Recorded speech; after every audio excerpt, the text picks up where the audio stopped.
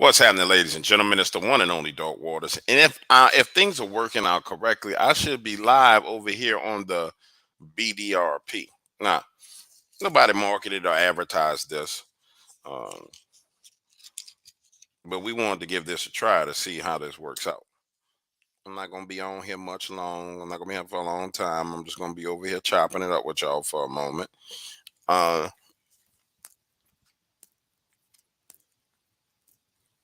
there we go. Got my cigar lit. I hope y'all enjoying your Halloween holiday. I don't really celebrate Halloween, but nonetheless, I hope y'all enjoying it. I hope you and your kids get you some candies. Y'all get to hang out and do what y'all do and make it happen. Hope you and the family enjoy yourselves. Make sure you check that candy, pray over it before you feed it to your children, or do what my mama used to do. She would take us uh, trick or treating, take the candy home, throw it in a dumpster, and then open brand new packs of candy and say, "Well, you got a chance to get out the house and go run around with people on Halloween, but I don't want you eating none of this stuff that come from strangers." So that's what moms did for us. Um, I kind of, for my kids, when they were younger, they didn't go trick or treating. They gave candy out, but they didn't really go house to house. I just didn't feel like there was a need to do that. I want to say they did it with their grandfather once or twice. For the most part, we chilled out at the crib, opening the door, giving people candy. Problem was, you had these adult trick or treaters, and down here, these boys 15, 16, 17, them boys is murderers. So you'll have a 17-year-old come to your door with a mask on, looking like a grown ass man talking about trick or treat. Like, nigga, I ain't got nothing for you. What the problem is? What you think? You're grown. You grown. Ain't no candy here for you. Ain't got nothing here for you. So I hope you guys are enjoying everything that's going on. I hope life is treating you all well, and I hope um, that you'll enjoy what's getting ready to happen. These partnerships across channels that are coming to fruition. I think it's a beautiful thing that it was a part of my original plan that kind of got derailed with a bunch of craziness, but nonetheless, it's something that's still coming to fruition, and it's going to be rolling out, and it's going to be beautiful. It's going to be glorious. It's going to be magnificent. This level of cooperation that I'm trying to foster amongst people in this genre. That's one of the things that we've been missing is real, true cooperation, and without that, that's why we have so many problems. We have groups of narrators, we have investigators, we have people who are essentially they're playing the role of journalists, but they don't play the true role of a journalist as it comes to commentating on things that happen. A true journalist is not biased. They're almost there. They'll get to the point to where they're not biased in their opinions, and just lay out the facts for people to actually judge the facts and not try and put their personal opinion on it. And then you'll see that this whole entire genre is quiet. Like, there's not as much drama and BS. Already now you see there's not as much drama and BS as it used to be. There's a lot of conversations that go on behind the scenes, to quiet and shut stuff down. There's a whole lot of sit downs that happen behind the scenes, and then sit downs scheduled between people to try and work out different issues that they have. And that's the beauty of it. When you handle like honorable men and women, you do your best to have a sit down and talk stuff out with people. And the cigar's not lit, so I'm gonna light it again. So I'm gonna talking about Dog Man over here.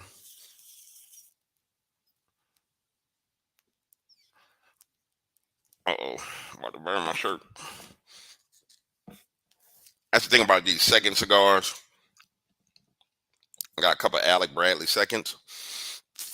And when the triple cap of the cigar falls apart, it's really better to punch the cigar than to cut it, because when the triple cap around the edges of it falls apart, the cigar unravels. You end up getting a lot of tobacco in your mouth. You get tobacco in your throat, tobacco in your stomach. It's horrific for your body.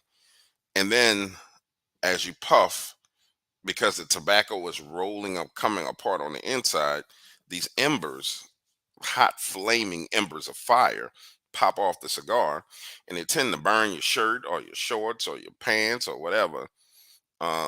And I probably should stop smoking this and light another one, but I mean, it was a $3 cigar. It's a second, so you got to expect bad things to happen when you're smoking a second. Um,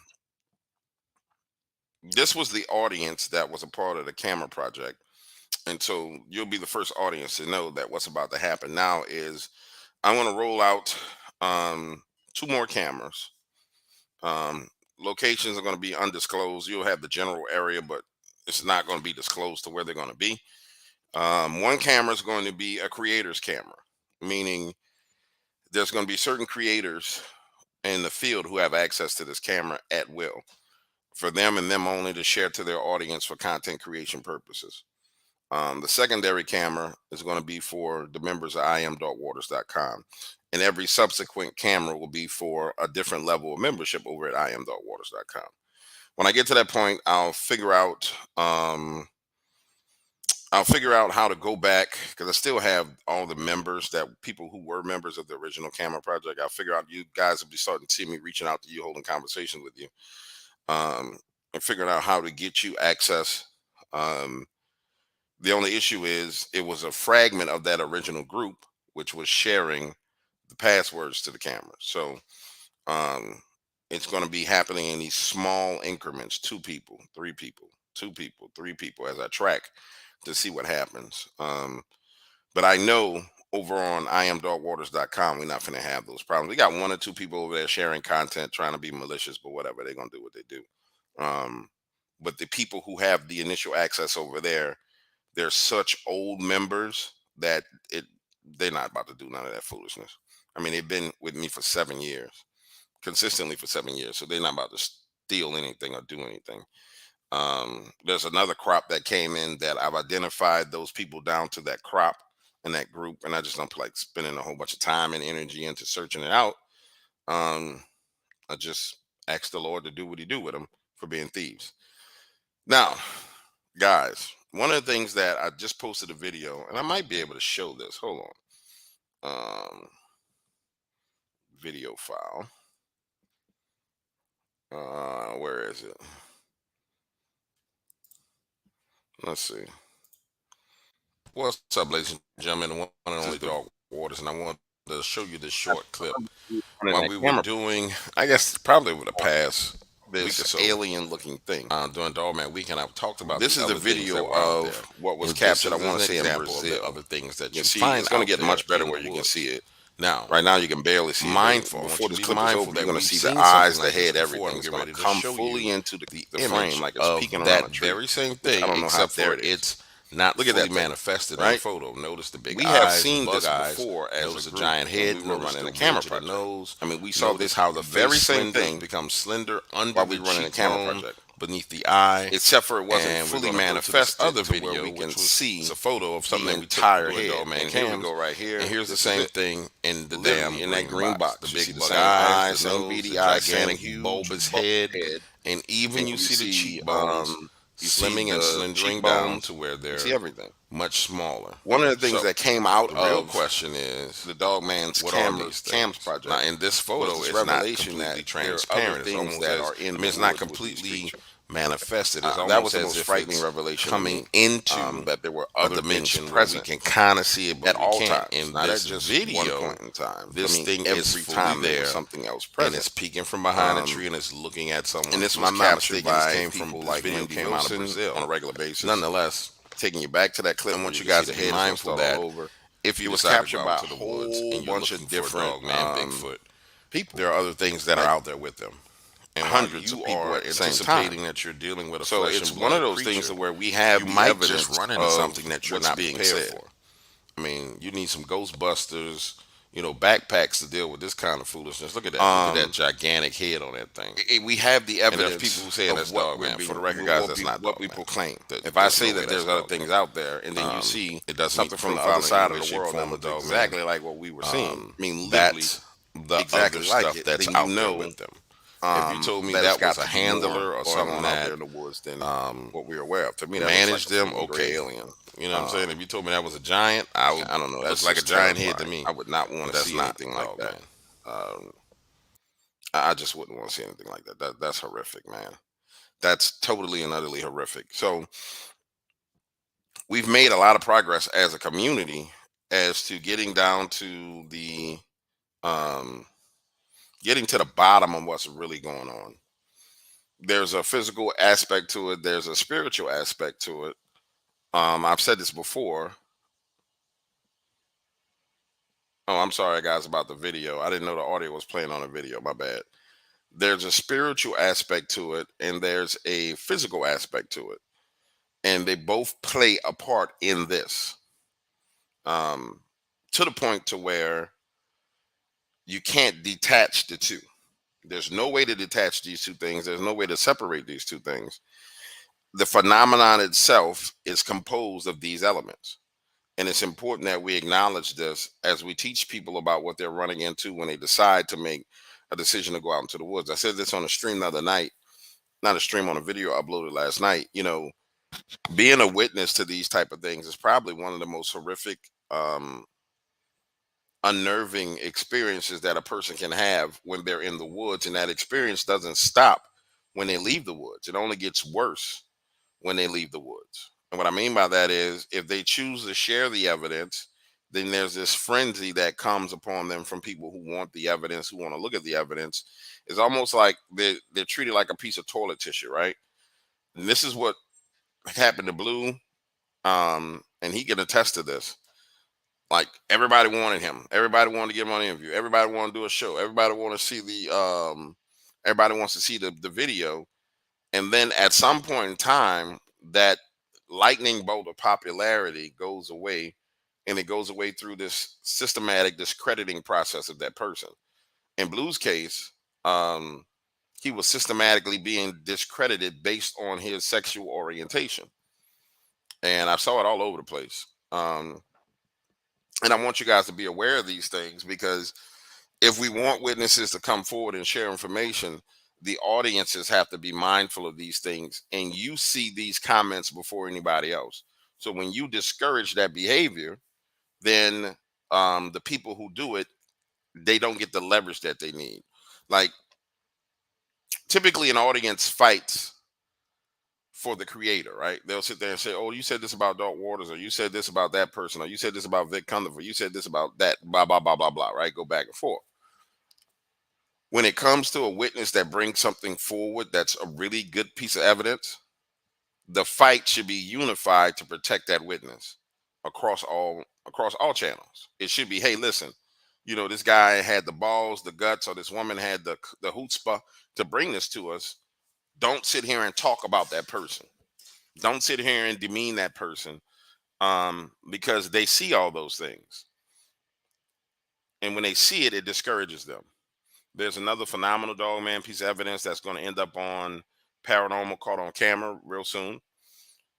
They take a while to roll things out, but the decision for that to go to those networks was purely made based on what they saw happen to other witnesses and the way witnesses were being treated. And so that family decided, if we're going to go through all this hassle and we're going to go through all this drama, let's get paid for it. And they got a significant amount of money for it. Um, and I want to see the community get what it wants evidence wise, but we have to grow to a point to where we do what's necessary in order to get that. And if we don't do that, then you're going to see this trend, which is Tony Merkel is at the forefront of this trend, right? Tony did an investigation. They went out to LBL. He did a great documentary for his first documentary. When you go back and read some of the comments from people in the community, one of the things they're saying is it's garbage, it's stupid, it was horrible, it was this, it was that, da da da da. But he released it on YouTube for you guys to see. And then I want to say he released it on YouTube. He may have released part of it on YouTube, part of it private, but he released it for you guys to see first, right? And then you get the feedback and you get the people coming at him from different angles with BS. And so he says, guess what? I'm gonna put it on Amazon. You understand these are two different audience bases, right? And then there's different monetization levels. And so, if you want to see your creators, the people who are in this field, who are boots on the ground, who have connections to the witnesses, if you want to see them continue to give you the phenomenal content, then there's a part that the audience plays in that, in defending not only the content, but defending the witnesses and the projects that come from the ground level up, or from the grassroots level.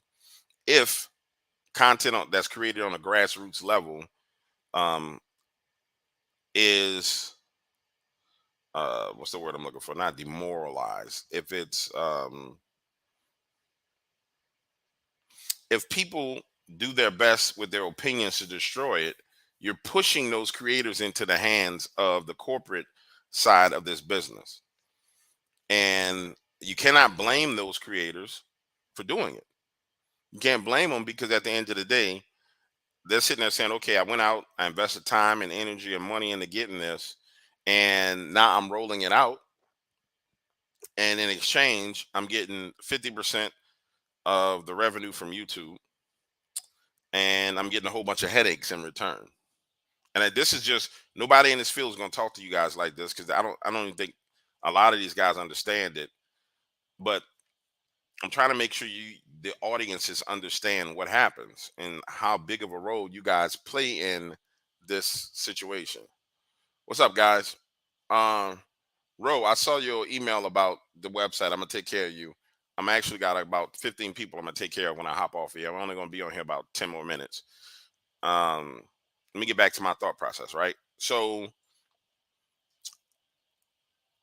when you look at it from a YouTube perspective, that creator gets 50%, 55% of the revenue of that project, but they were 100% responsible for creating that, right? So when Tony rolled it out on YouTube, hits the marketplace, um, that was him doing something for the community. And it was a huge thing for him to do it for the community. It was epic. The same thing which Kerry was in the process of doing before Kerry's untimely death. Kerry was in the process of doing something that he wanted to roll out to the grassroots public as it pertains to YouTube. He didn't want the corporate influences. Now, don't get me wrong. I don't have no problem with dealing with corporations. Dog Waters Entertainment is a corporation. I don't have no problem with doing business with anybody. I'm talking from a perspective of you, the audience members, and you, the listeners, for you to get the best that's out there. In order for you to get the best that's out there, you need to understand how the chess pieces are moved on these boards. Um, and so you'll know what to defend and what not to defend. You'll know what to accept, what not to accept. There comes a time where speaking up is important, because it's actually looking out for your best interests.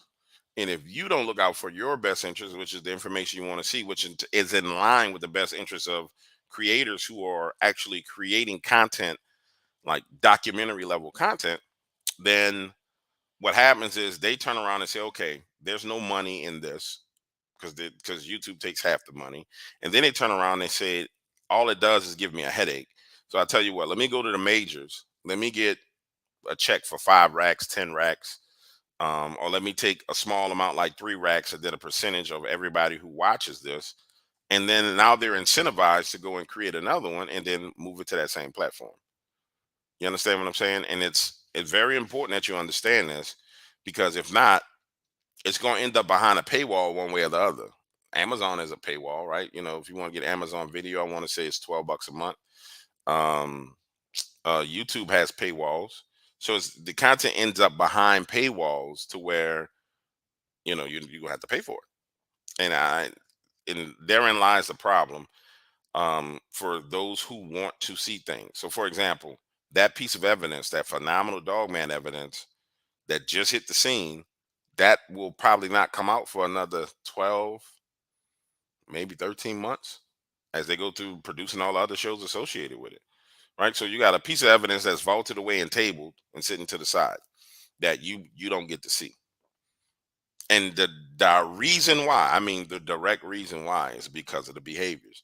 And I've talked to, man, witness after witness. I have some phenomenal stuff. And it's always the same thing.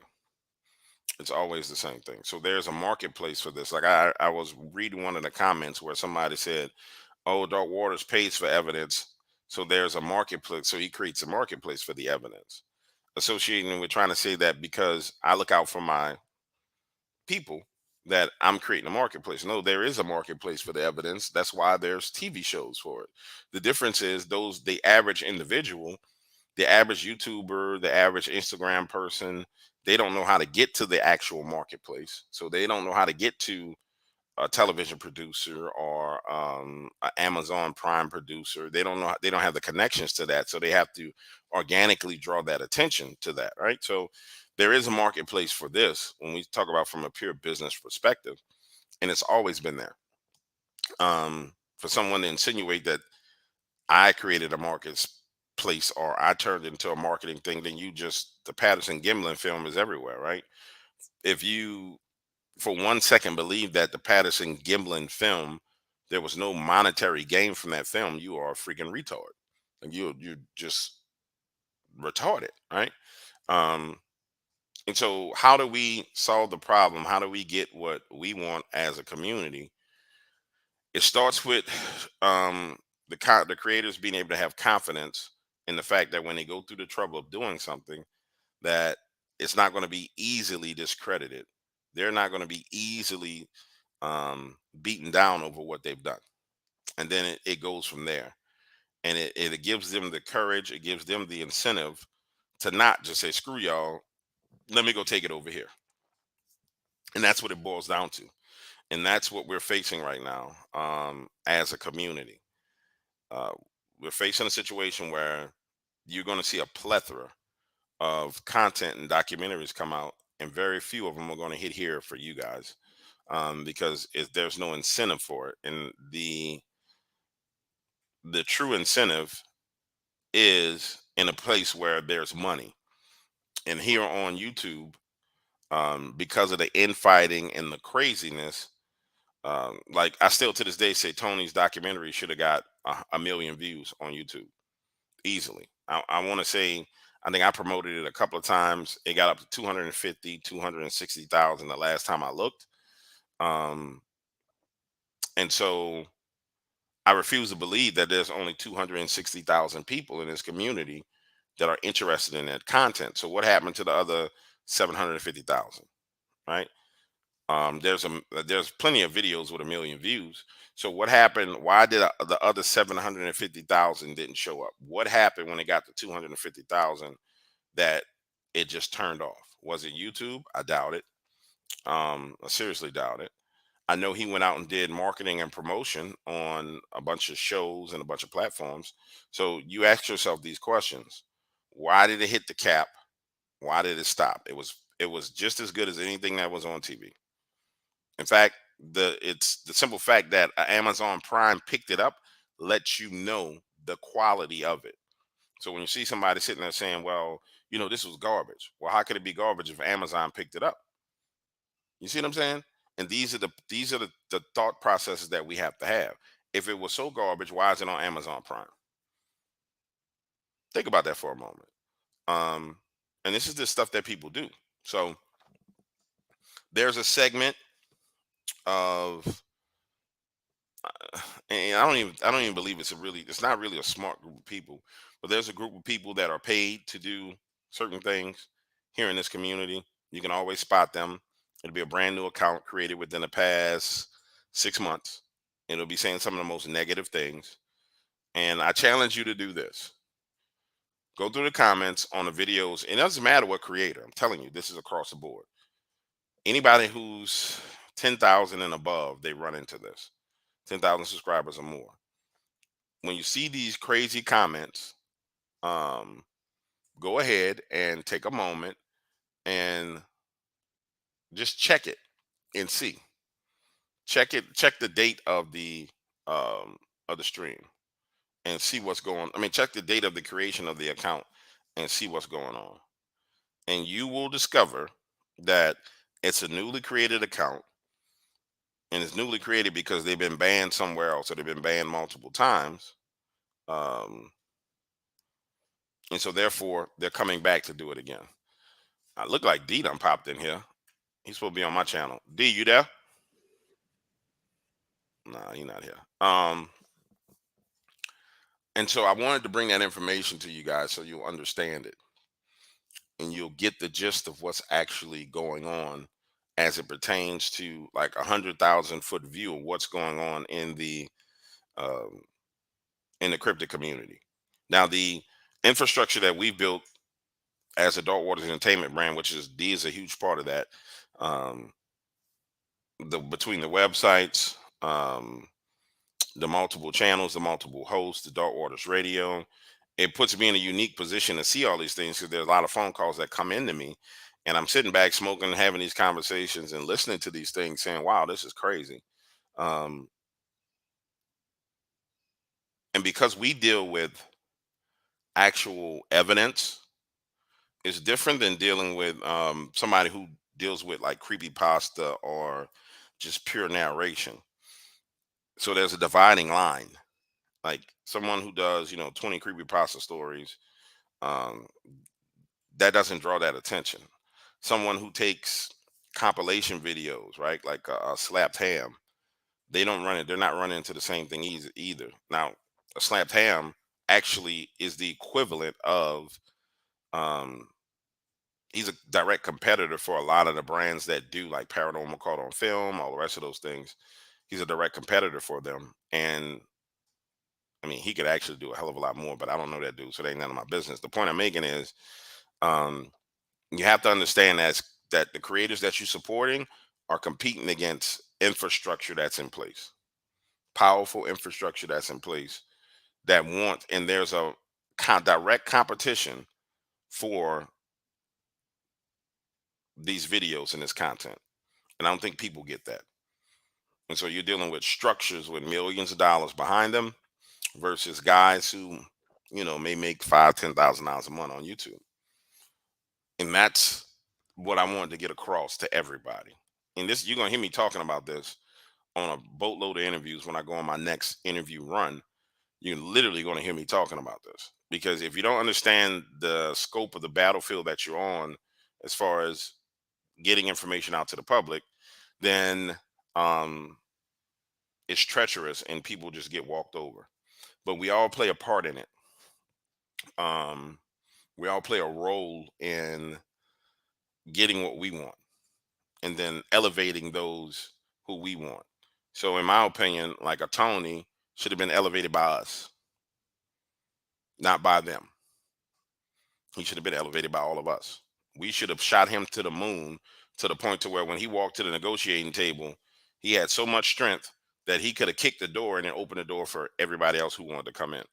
But it didn't happen that way, um, because us, the overall cryptic community, the us, is so divided and so crazy and so argumentative that the us itself cannot put aside like silly foolishness in order to elevate a person into a position to where they can succeed beyond their wildest measures and their wildest dreams and then help other people succeed. And when we get to that point, ladies and gentlemen, when we get to that point, you will see everything you want to see. But if we don't get to that point, then you're going to continue to see what you're seeing right now. And that's the real deal about how this plays out and how it goes down out here in these streets. Again, nobody ain't gonna talk to you like that. You're just not gonna do it. It's all about elevating other people and helping them achieve their dreams and their goals. And I can tell you, I ain't innocent because I'm a savage when you mess with me. You know what I'm saying? I will savage you in a heartbeat. But when you, that's me looking at it from 100-foot view of going through the process of savage as somebody in the community that wants to do stuff and act crazy. But when you look at it from 100,000-foot view, even savaging that person,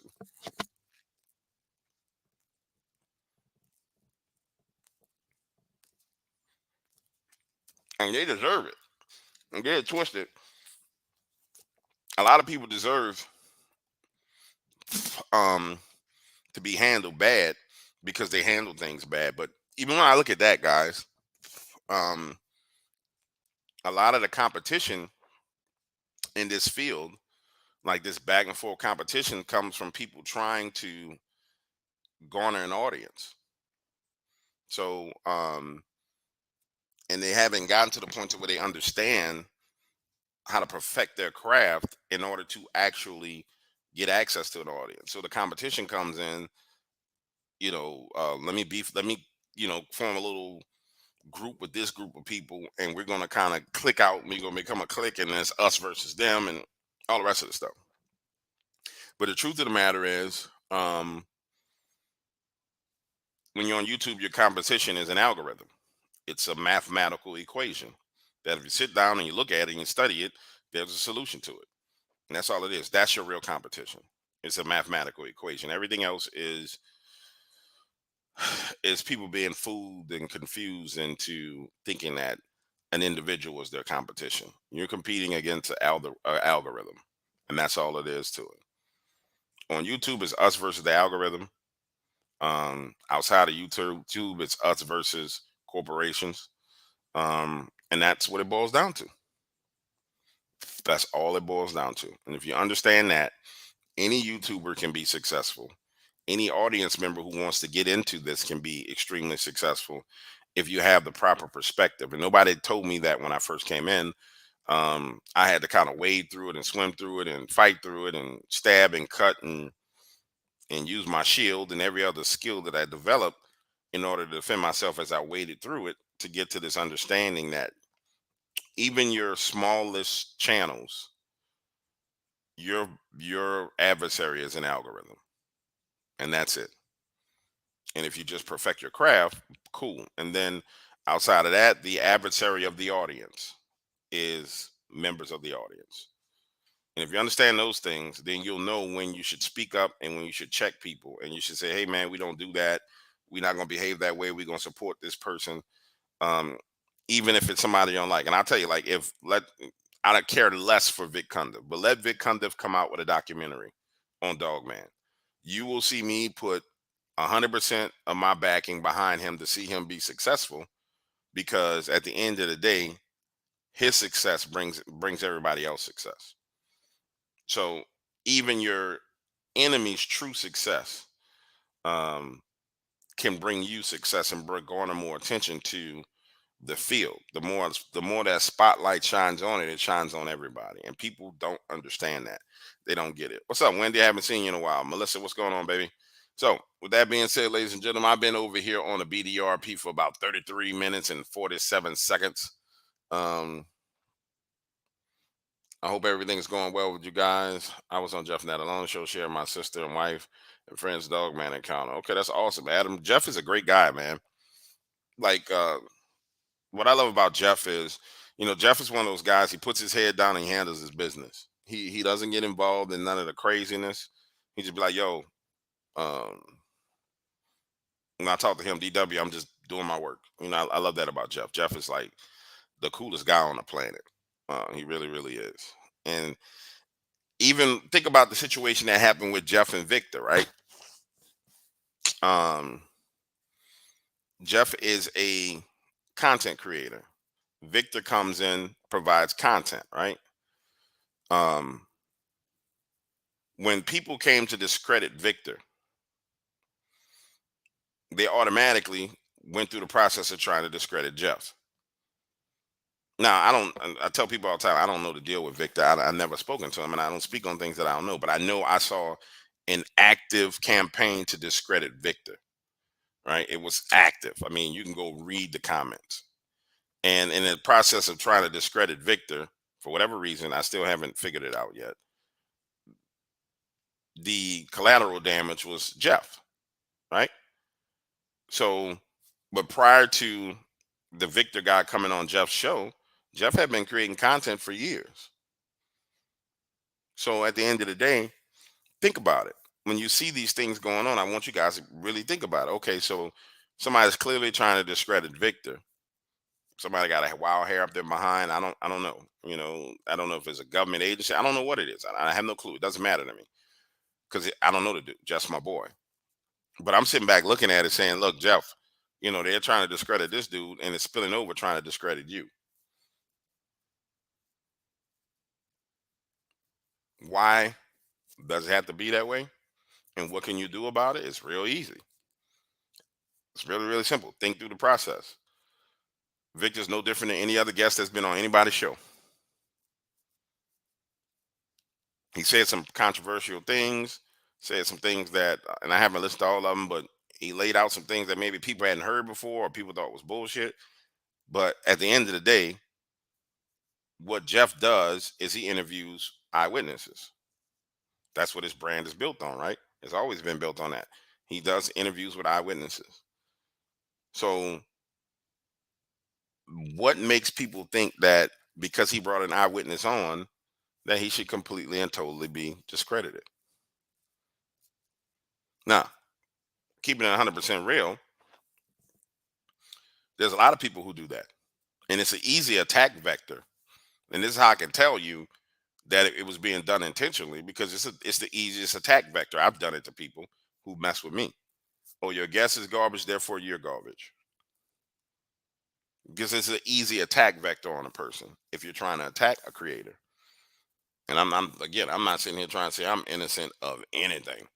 I'm just laying out the facts to you guys of how this works and what's going on and how you can stop it and how you can help these creators, all the way from creators like Wendy Wilson, who has a small channel who's constantly trying to grow, to creators who have bigger channels like what's your boy name, like Wolf.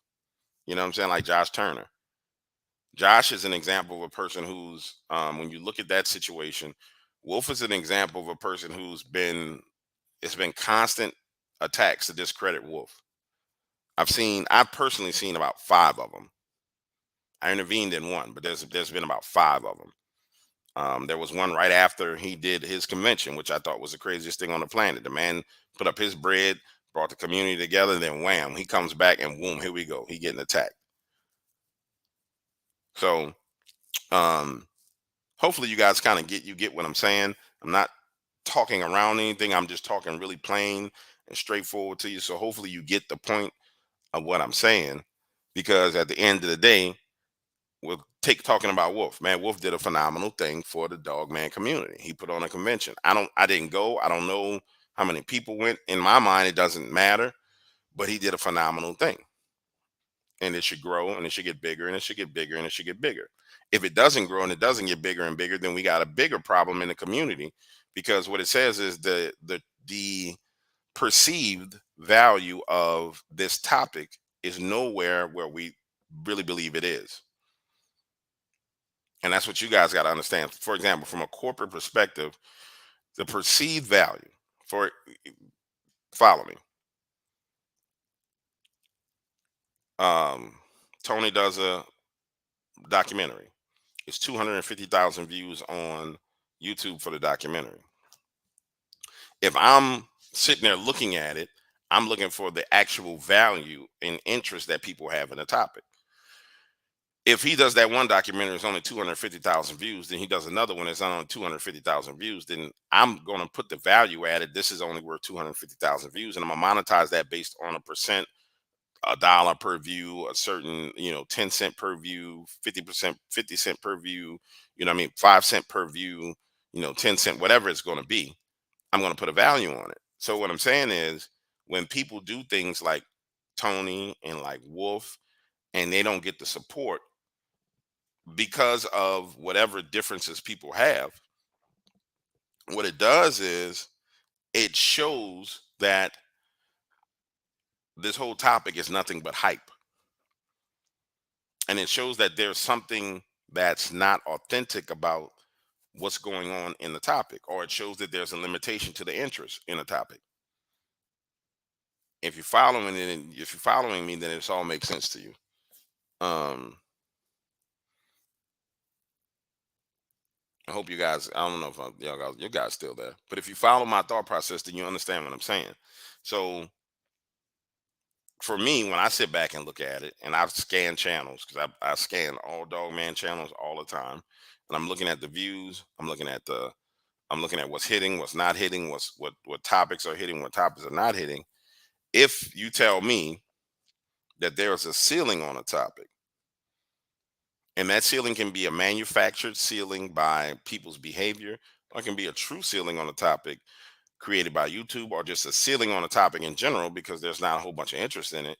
And then you run all the way through and you hit the ceiling, then what ends up happening for creators is they have a decision to make. Very few creators gonna hit that ceiling so they can see it. But when you hit it and you up there looking down, you're saying, all right, well, this ain't what I thought it was. Or maybe it is what I thought it was. But if us, as and I say us because you guys know I don't have a problem promoting it. I will promote everybody at this point in time. But if we, us, do it the right way, there is no ceiling. You know what I'm saying? There is no ceiling. We as a group we break the ceiling, but as individuals we bump our heads. And I really want you guys to understand that. If we can get that one thing through everybody's head, then um then a lot of the problems go away. And if our larger people open the doors and promote the smaller people and not necessarily, hamstring them because you view them as a competition, then the relationships are built to where there's a certain level of appreciation that defends against the the people who want to cause dissension and want to cause drama and want to cause problems. You'll be surprised at how many people I went to go interview with, or people who I'm getting ready to go on their podcast, and they'll get an email saying, "Oh, Dark Water's a fraud. He's this, he's that, he's this, he's that." But the reason why I'm going on that podcast is because their friend who interviewed with me, or I was on their podcast, or they were on mine. It was like, "Nah, this dude's solid, bro. Don't listen to none of that shit them people saying. That's some hate. This dude solid as they come, right?" But it's because the way I treat people, and it's the same concept on a lower level. Um, the same thing happens on a lower level as it does on a higher level. So I just want the community to be better. If I'm going to be a part of it, I want it to be better. You know what I'm saying? Um, and if it's not going to be better, then like I said last night, in Rome, do what Rome. When you're in Rome, do what the Romans do. But I want to see it be better because I can see what's there um, for everyone. I can see what's there for the guy who wants to do the documentary. I can see what's there for the person who wants to write a book. I can see what's there for the person who actually has activity of Bigfoot on their property. I mean, there's a lot of potential there. And it doesn't have to be, if the behavior patterns are the right way, it can be monetized in a way in which it doesn't cost anybody any money, but that person can still get compensated for their time and their hassle and what goes on being in this field. And if we quiet down the amount of just derelict, crazy behavior, it makes it easier for a person to survive the process of transitioning into this. If you kind of get what I'm saying, I'll give you a perfect example. Like Bettina Moss, cool sister out of Alabama. Um, she started off doing her Facebook groups, right? B Moss, cool as a fan, cool sister. She goes through the same thing. Yeah, it's something about being between the 3,000 subscribers to the 10,000 subscriber level where you just, I think it's the competition. You just get assaulted. You're not big enough to, you got a big enough voice to where you can defend yourself, um, but you're small enough to just get these sustained attacks, right? In the case of her, one of the most significant things that could have happened to her was because of what Wolf did when Wolf invited her to that convention. But if Wolf doesn't have the convention because Wolf is under assault and people fucking with Wolf, then not only did you just affect Wolf, but you affect Bettina and every other person that was involved in that. And that's the kind of stuff that I'm talking about. Um, you take a Wolf off the table, who's the only person that's on YouTube in the dogman community that's given a convention. You take him out, you take out the convention itself, you take out all the help that those people would get, you take out the camaraderie that came out of that convention. When you look at what happened coming out of that convention, I saw this thing where everybody was on each other's channels talking, hanging out, doing this. It was a networking thing. And in business, I mean, networking in real business outside of YouTube, networking is a must, right? I mean, you want to get a city contract with garbage, you better be carrying your behind in and talk to the politicians. You want to do a road contract where you do stripes on the road, you want to paint the curbs, you want to put, you want to spray paint addresses on the side of people's on a curb outside of people's houses. Man, you better be about that action. You know what I'm saying? You better be networking and shaking hands and getting to know people. So to me, there's fundamentals that we have to put in place that are being put in place that'll make it better. But I just want you guys to know how you can participate and help in making it better. And truthfully, it doesn't take a lot of people. You know what I'm saying? The average paid troll that's there doing stuff, if they get 8 to 10 people telling them chill out, bro, they done. They done. Because now they know their job has gotten exponentially harder. How did their job get exponentially harder? Um, it gets exponentially harder because when that back and forth happens and attention is drawn to it, and that creator sees that support based on that trolling, that creator pops that person. So now they need to go and they need to start another account. Well, if everywhere they go, they get popped because of their behavior, they spend more time creating new accounts than they do actually trolling the paid trolls. And if you don't believe they're paid trolls, trust me, they're paid trolls. Um, and so the line of defense is you ain't got to argue with them. You ain't got to go crazy with them. Just tell them, look, man, stop that. We don't want that in our community. And it's a done deal. All right, ladies and gentlemen, I got some content I need to create. I need to get my members inside their website. Wendy, I got to get you your free membership back now that I know how to do it. And I'll be sending that to you. I got things to do. But I wanted to come over here and hang out on the BDRP, show my support for D-Dogs over here on BDRP, a man who um, was another person that came under vicious, unnecessary personal attacks that had absolutely nothing to do with the community. But I want to show support for my brother. And so I'm here. Ladies and gentlemen, y'all have a blessed day. Peace out.